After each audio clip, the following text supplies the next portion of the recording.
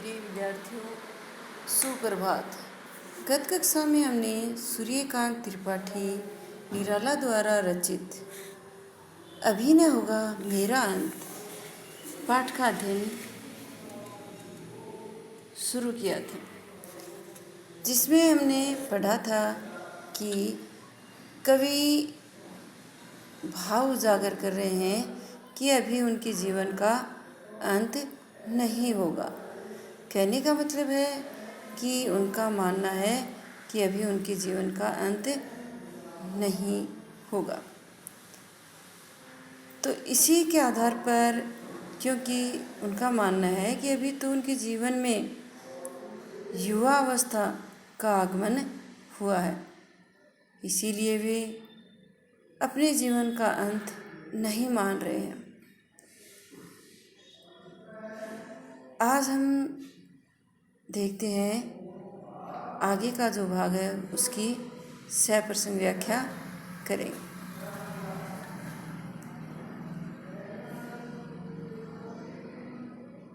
जिसमें क्या होता है, मेरे जीवन का है यह है जब प्रथम चरण, इसमें कहाँ मृत्यु है जीवन ही जीवन।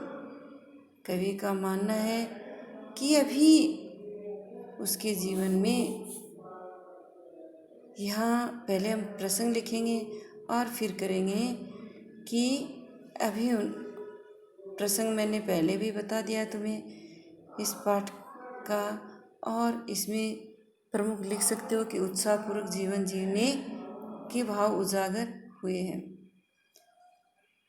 अब इसमें बताएंगे कि कवि ने बताया है कि अभी मेरे जीवन का प्रथम चरण है, अर्थात युवावस्था का आगमन हुआ है, अभी अंत नहीं होगा। अर्थात इसमें अभी मृत्यु कैसे आ सकती है, अभी मृत्यु नहीं हो सकती है उसकी, क्योंकि युवावस्था आने से उसके जीवन में, युवावस्था का आगमन होने से उसमें जो उसकी भावना है वो विद्यमान है, या ये कहें कि नया उत्साह है वो भरा हुआ है। इसलिए कह रहे हैं कि अभी युवावस्था का संचार शुरू हुआ है, अभी तो उसे लंबा जीवन यापन करना है। फिर कवि ने बताया है जीवन ही जीवन, अभी तो सारा जीवन शेष पड़ा है, अभी तो युवावस्था आने की वजह से बहुत लंबा जीवन यापन करना है।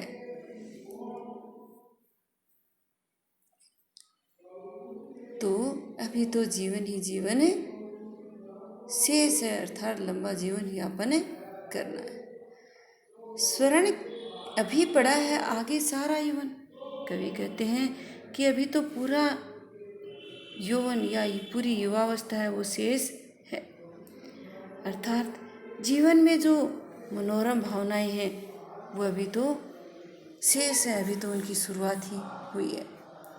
फिर क्या कहते हैं, स्वर्ण किरण कल्लोलों पर बहता रे मालक मन। कवि कहते हैं तो अभी तो सुनहरी भावनाओं से परिपूर्ण मन है, ये अर्थात जो मन में सुनहरी भावनाएं हैं अभी तो उनके आधार पर प्रसन्नता व्यक्त ही की जा रही है। मेरे ही अविकसित राग से, कवि कहते हैं कि अभी मेरी जो भावनाएं हैं वो भी विकसित नहीं हुई हैं, अभी तो आशाओं से मेरा जीवन है वो परिपूर्ण होना शेष है, उनका अभी तो आशाओं का विकास होगा,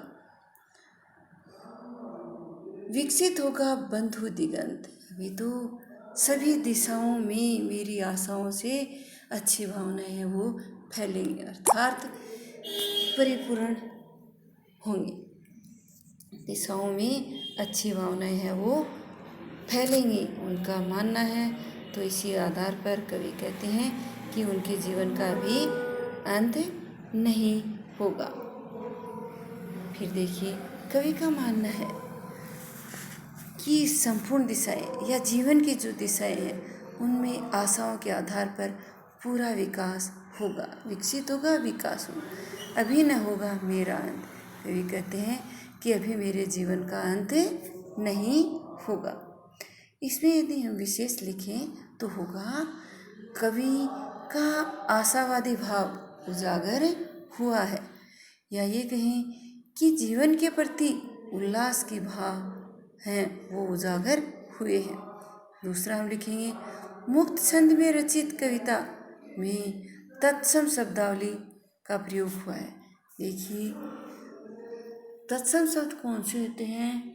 वो शब्द जो संस्कृत भाषा के होते हैं और वो जो के त्यों हिंदी भाषा में आ जाते हैं, उन्हें हम तत्सम शब्द कहते हैं। तो इसमें तत्सम शब्दों का प्रयोग हुआ है, इसलिए मुक्त छंद और तत्सम शब्दावली प्रयुक्त है। साथ ही अनुप्रास और रूपक अलंकार का प्रयोग भी हुआ। यहाँ मेरे जीवन का प्रथम चरण, इसमें कहाँ मृत्यु है, जीवन ही जीवन, अभी आगे बड़ा सारा यौवन, स्वर्ण किरण कल्लोलों, किरण कल्लोलों में अनुप्रास और स्वर्ण किरण है, इसमें रूपक अलंकार का प्रयोग हुआ है। इसलिए ये दो अलंकार हैं वो भी कर सकते हैं। अब हम देखेंगे मातृवंदना कविता। इस कविता में कवि ने मातृभूमि के प्रति भाव उजागर किए हैं। कवि ने मातृवंदना कविता में राष्ट्र प्रेम मुखरित हुआ, जिसमें वे अपने अर्जित सभी कर्म फलों को माँ भारती के चरणों में अर्पित करके स्वयं को धन्य मानते हैं। कवि ने जीवन में जो कर्म फल पुण्य कार्य करके कर्म करके जो फल प्राप्त किए हैं, उन सभी को भी वे मातृभूमि को सहर्ष खुशी के साथ समर्पित करना चाहते हैं। कवि स्वयं को कर्मफल अर्पित करते हुए स्वयं को धन्य महसूस करते हैं। कवि जीवन पथ के सभी कष्ट, बाधाएं, परेशानियां हैं, उनको पार करते हुए अपने आप को माँ की सेवा में बलिदान करना चाहते हैं। विनय शिल्प में लिखी गई यह कविता अद्भुत कविता है। प्रिय विद्यार्थियों, अब हम मातृवंदना कविता का अध्ययन करेंगे। ध्यान से समझने का प्रयास करें। पहले कुछ कठिन शब्द हैं, उनको देख लें। सकल होता है संपूर्ण या सारा, सिंचित होता है सींचना, महाकाल है मृत्यु के देवता या शिव जी कहें या मृत्यु भी कह सकते हैं। खरतर है बहुत भारी, या जिसे हम कहें कि पैनी जो चीज़ होती है, तीखी जो चीज़ होती है वो। उर का अर्थ होता है हृदय, और दृढ़तर का अर्थ है मजबूत करके। अश्रुजल आंसू आते हैं वो। धोत का अर्थ है धुली हुई, विमल, स्वच्छ या पवित्र। दृढ़ आंखें, आंखों का पानी, आंसू। पाबली, पाबल, उनसे शक्ति प्राप्त करके। बलिदान करना, बलिदान हो जाना। संचित, इकट्ठा करना। इस प्रकार से अब हम इसका अनुवाद करेंगे।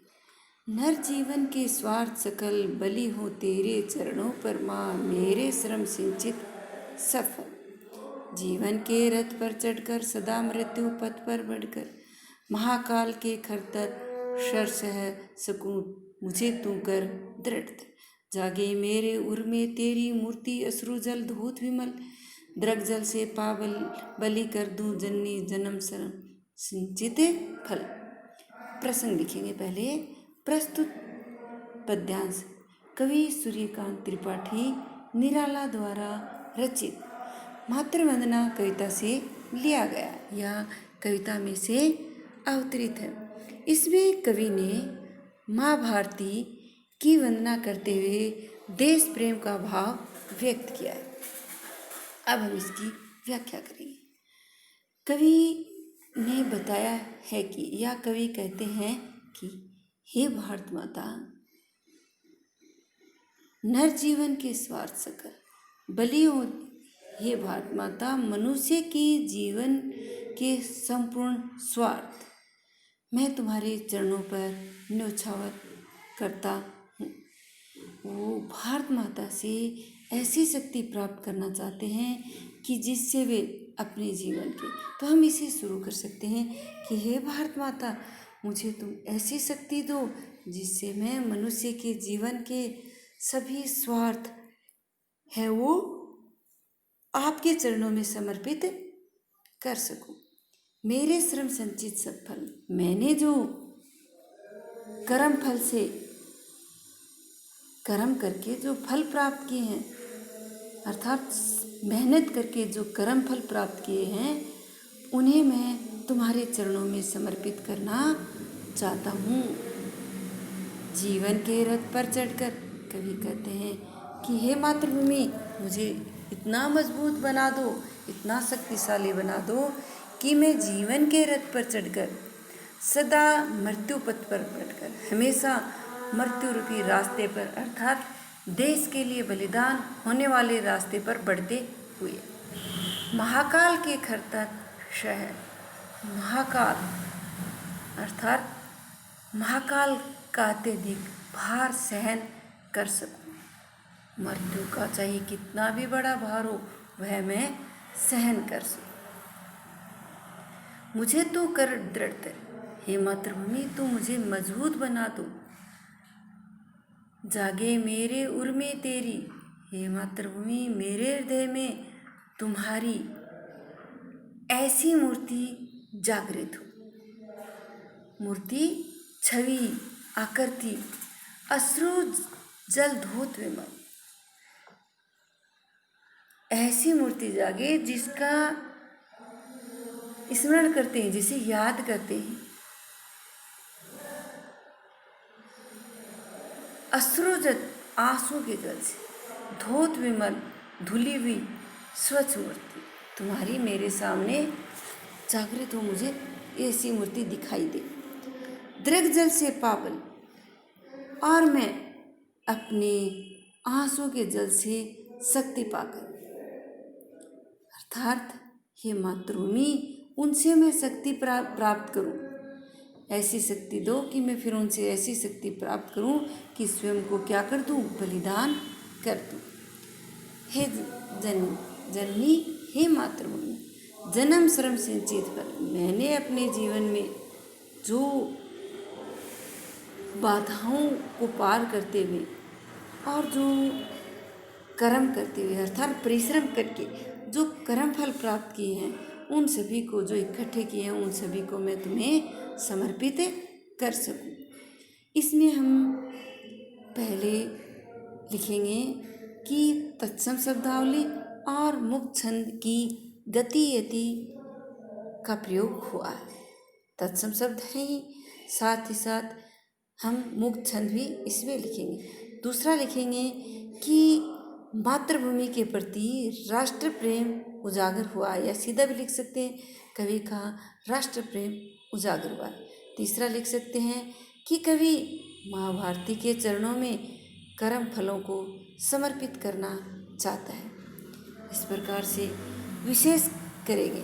फिर आगे देखिए, बाधाएं आए तन पर देखो तुझे ये नयन मन भर, मुझे देख तू सजल दृढ़ों से अपलक उर के श्रद्धल पर, क्लेद युक्त अपना तन दूंगा, मुक्त करूंगा तुझे अटल, तेरे चरणों पर देकर बलि सकल श्रेय श्रम संचित फल। तो इसमें कठिन शब्दार्थ है। बाधाएं कष्ट, तन शरीर, नयन आंखें, सजल जल सहित दृक आंखें, अपलक बिना पलक झपकाए, या हम कहते हैं कि टकटकी लगाए, उर के सद्दल, उर हृदय, सत्तल कमल, क्लेद युक्त पसीने से युक्त, या जिसे हम कहते हैं कि कि पसीने से भरा हुआ गया जो गीला हो गया हो। अपना तन शरीर मुक्त करूँगा बंधन से आज़ाद, अटल बिना टले, देकर बलिदान होकर सकल संपूर्ण श्रेय इकट्ठे किए हो। श्रम मेहनत से संचित एकत्रित फल है वो। अब देखिए प्रसंग लिखेंगे। प्रस्तुत पद्यांश कवि सूर्यकांत त्रिपाठी निराला द्वारा रचित मातृवंदना कविता से लिया गया।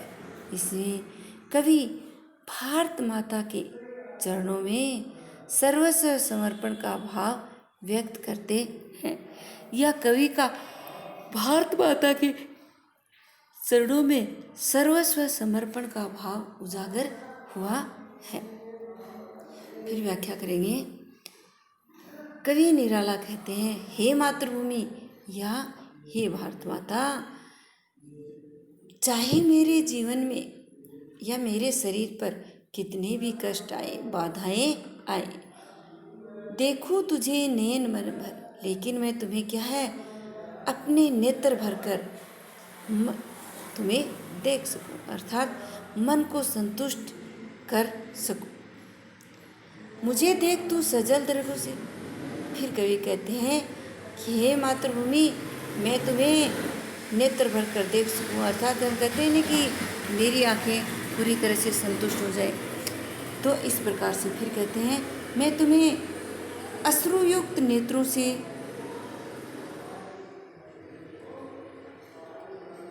मुझे देख तू सजल, लेकिन हे मातृभूमि तुम भी मुझे अश्रुयुक्त नेत्रों से देखती रहो। मातृभूमि को भी है आंसू मुँह से परिपूर्ण अश्रुयुक्त आंखों से देखने के लिए कह रहा है। फिर क्या करें,